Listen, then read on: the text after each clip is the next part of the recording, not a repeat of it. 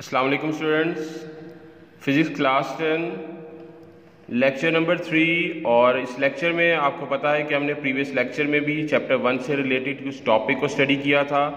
आज हम टॉपिक को आगे फर्दर मूव करते हैं। स्टूडेंट, लास्ट में हमने जो एग्जांपल क्लियर की थी पिछले लेक्चर्स में, वो था mass attached to a spring, और उसके बारे में हमने कहा था कि that example is an example of simple harmonic motion. बिल्कुल इसी तरीके से स्टूडेंट नेक्स्ट एग्जाम्पल हमारी पास ball and bowl system, and ball and bowl system is also an example of simple harmonic motion. और आपको पता है कि सिंपल हार्मोनिक मोशन क्या होती है, कि सिंपल हार्मोनिक मोशन में कोई भी ऑब्जेक्ट अपने मीन पोजीशन के टू एंड फ्रो मूव करता है। Back and forth, to and fro move करना is called the simple harmonic motion. बड़ी डिटेल के साथ motion of a mass attach to the spring हमने पढ़ा था।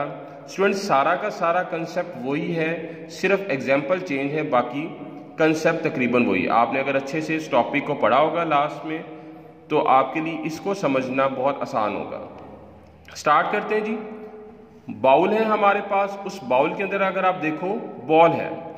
स्टार्टिंग में अगर बॉल अपनी मीन पोजीशन पर है, and that mean position is called the O, हमने इस मीन पोजीशन को ओ का नाम दिया हुआ। स्टूडेंट याद रखें जी, इस मीन पोजीशन पर दो फोर्सेस एक्ट कर रही हैं। एक इस बॉल का वेट जो कि डाउनवर्ड एक्ट कर रहा है। जिस सरफेस के ऊपर ऑब्जेक्ट पड़ा होता है, वो सरफेस उस ऑब्जेक्ट पर अपर डायरेक्शन में रिएक्शन फोर्स लगा रही होती है। स्टूडेंट, ये एक्शन और रिएक्शन एक दूसरे को कैंसिल कर देते हैं, और नेट फोर्स बॉल के ऊपर जो पोजीशन ओ पर लगेगी वो क्या होगी, जीरो होगी। ठीक है, अब हम इसके एक्सपेरिमेंट को परफॉर्म करने के लिए क्या करेंगे, बॉल को यहां से मूव करके पोजीशन ए पर ले जाएंगे। ठीक है, that position is called the extreme position. जैसे ही हम बॉल को एक्सट्रीम पोजीशन ए से रिलीज करेंगे, ऑब्वियसली आप सबको पता है कि ये कहां पर मूव करेगा, it moves toward the mean position O, and which force is there that it will move from the position A to O? That force is called the restoring force. आपको मैंने इस रिस्टोरिंग फोर्स बताया था कि ऐसी force जो किसी भी ऑब्जेक्ट को अपने मीन पोजीशन की तरफ वापस लाती है, वो इसकी रिस्टोरिंग फोर्स कहलाती है। तो स्टूडेंट, जैसे हम रिलीज करेंगे पॉइंट ए से, because of the restoring force it will move toward the mean position O।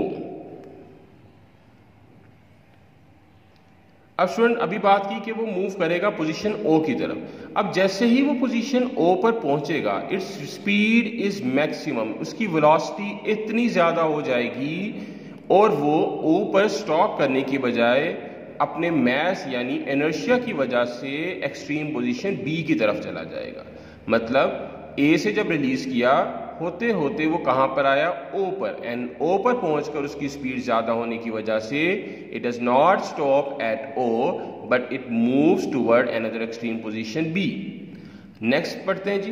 While going toward the B, its velocity decreases. जैसे ही ये बी की तरफ मूव करना शुरू कर देता है, इसकी वेलोसिटी जो है वो कम होना शुरू हो जाती है, और जब वो पॉइंट बी यानी पोजीशन बी, जो कि इसकी नेक्स्ट एक्सट्रीम पोजीशन है, उस पर पहुंचता है, तो ये थोड़ी देर के लिए वहां पर रुकता है, और again because of the restoring force it will move toward the position O.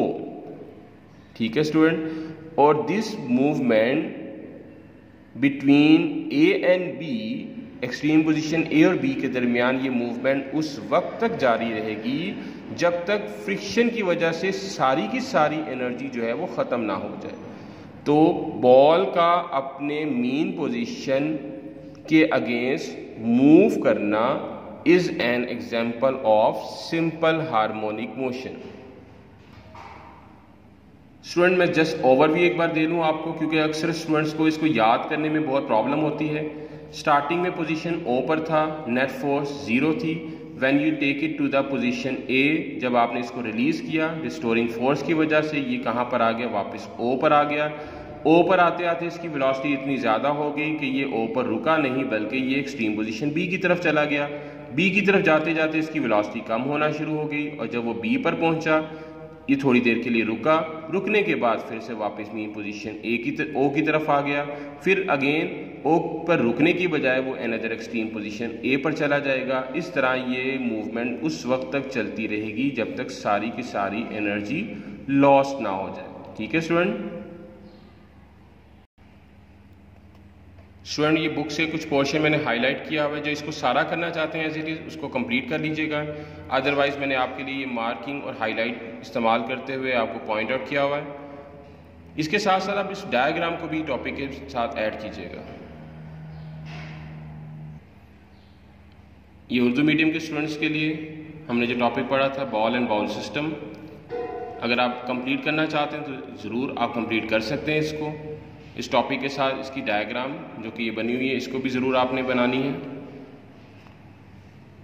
ठीक है स्टूडेंट, अगले लेक्चर में नेक्स्ट एग्जांपल होगी सिंपल हार्मोनिक मोशन की सादा पेंडुलम, उसको हम पढ़ेंगे। अल्लाह हाफिज़।